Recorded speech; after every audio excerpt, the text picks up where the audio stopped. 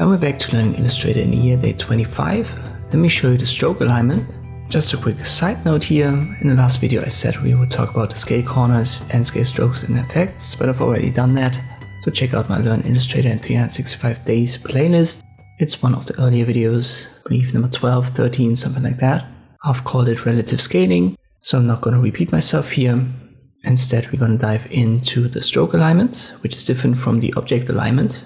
To use it, we need a stroke, so make sure to create an object and then add a stroke color right here. Then you can set the stroke weight and make that 25 and we can see it very clearly.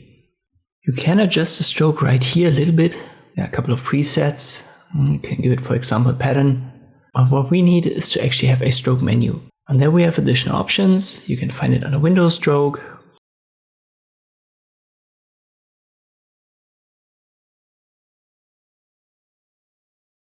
I'll just click on these three little strokes in your menu row right here and then click on the three stripes because we want to show more options. And there you go. This is what we need. Once again, you have the weight here, which is the thickness of the stroke. You can use the arrow keys up and down to adjust that, just like we had it at the top menu. And in this video, additionally, we want to talk about the align stroke, which is the third option below weight. So we have cap, corners, and align stroke. And by default, it's set to center line. And that simply means the center is our bounding box. So this little thin bluish line. And you can set that to inside and outside as well. It's always the bounding box that determines the edge. So should it be the center, the outside, or the inside of our stroke? And then you can adjust the weight. And what you can directly see here is depending on where you set the stroke, where you align it, this will impact the object that you've got, in our case the rectangle, and it will make it smaller. For example, here with an inside align for the stroke. If I go down then with the stroke weight, it seems like our rectangle gets bigger.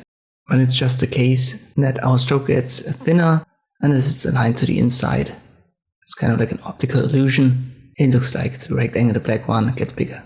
This obviously works for all objects, but there's one more thing to mention. Let me delete this. I create an ellipse, and here you have it again, center, inside and outside.